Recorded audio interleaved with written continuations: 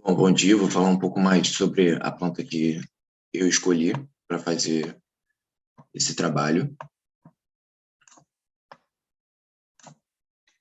Eu vou falar um pouco melhor sobre as orquídeas, e é uma planta muito comum, né, principalmente para os cariocas.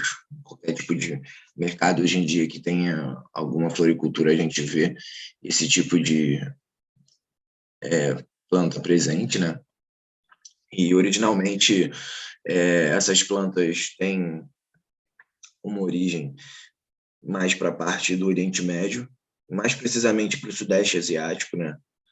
A parte de Tailândia, Filipinas, Indonésia, Malásia, e além de também estar presente na parte sul, que é mais para a parte da China, Taiwan, Nova Guiné e alguns países próximos, como é o caso do Japão, né? Essa é uma planta considerada milenar, sendo datada mais ou menos de 400 mil anos, e fora essa importância em questão de ser uma planta muito antiga, ela também tem um cunho medicinal muito forte, principalmente nessa parte do Oriente Médio, fora o teor decorativo que ela apresenta. Bom, a espécie analisada que eu quis falar, que era a que eu encontrei aqui na no meu território, é a Orchidaceae phalaenopsis amabilis, que é popularmente conhecida como as orquídeas borboletas, né? E o interessante a gente abordar é que esse termo Phalaenopsis, ela tem origem do grego, né? Sendo uma junção de duas palavras, a phalaina, que tem como significado mariposa, e opsis, que significa parecido. Então, a partir do momento que a gente junta essas duas palavras, é, é para que faça lembrar de uma mariposa, principalmente em observação das pétalas dessa flor, que é como se tivesse a mariposa com as asas abertas, em próprio criando uma imagem de voo, uma imagem um pouco mais delicada dessa flor, né? E uma característica determinante dessa espécie foi o fácil cultivo dela, né? E, incrivelmente, a boa adaptação ao clima do território brasileiro, sendo muito parecido com o clima que é normalmente a parte sudeste e sul do Oriente Médio. Então, por isso que diversas, por exemplo, só da Phalaenopsis são cerca de 75 espécies, então a gente consegue ver a diversidade com que essa planta se estabeleceu. E um exemplo de espécie parecida que pode ser confundida foi a Phalaenopsis aphrodite, que é também uma espécie muito similar à amabilis, mas ela já é originalmente mais encontrada no Taiwan e nas Filipinas, já é um pouco mais restrito quanto a isso, e é conhecida também por Phalaenopsis aphrodite.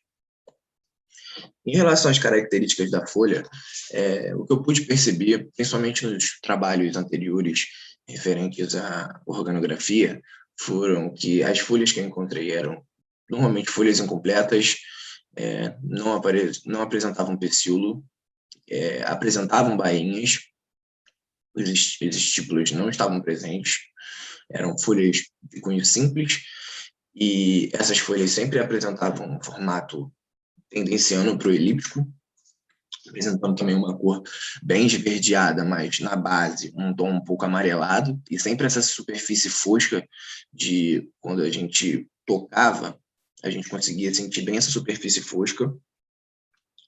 Fora que a inervação dessa folha era sempre em paralela, com as bordas sempre inteiras e suaves, e uma consistência corácea.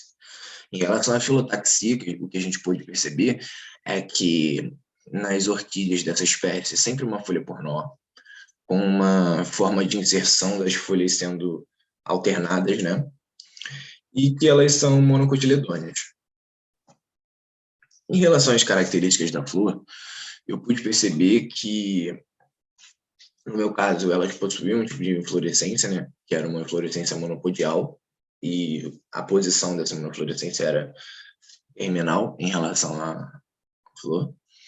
E era sempre flores vistosas, de coloração branco e roxo, mas como já abordado em algumas outras imagens, a própria orquídea tem essa cor do roxo com branco também muito presente, muito forte, e no meu caso ela não possui brácteas, a flor sempre pendiculada, e um padrão de 2 pétalas e 3 sépalas, né, um trímero, sendo ela caracterizada como heteroclamídia também. E elas são de características cíclicas, não apresentam cálice nem corolas, elas são zigomorfas, as pétalas são soldadas entre si, né, são gamopétalas, e as pétalas sempre espiraladas, e também dando ênfase em questão do ovário sendo encontrado de forma ínfero.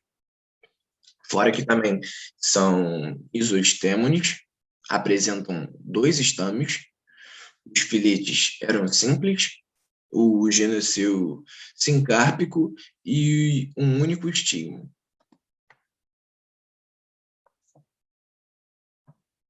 Em relação à chave de Cotillon, o que eu pude perceber é que, a partir dessas características, a gente veio desde o reino plantae à clade traqueofito, depois as angiospermas, depois o monocote, aí as ordens Asparagales, a própria família Orquidácea, a subfamília Epidendroidae, a tribo Vandedae, a subtribo Aridinae, ao gênero Phalaenopsis e a espécie do tipo Phalaenopsis amabilis. E é isso.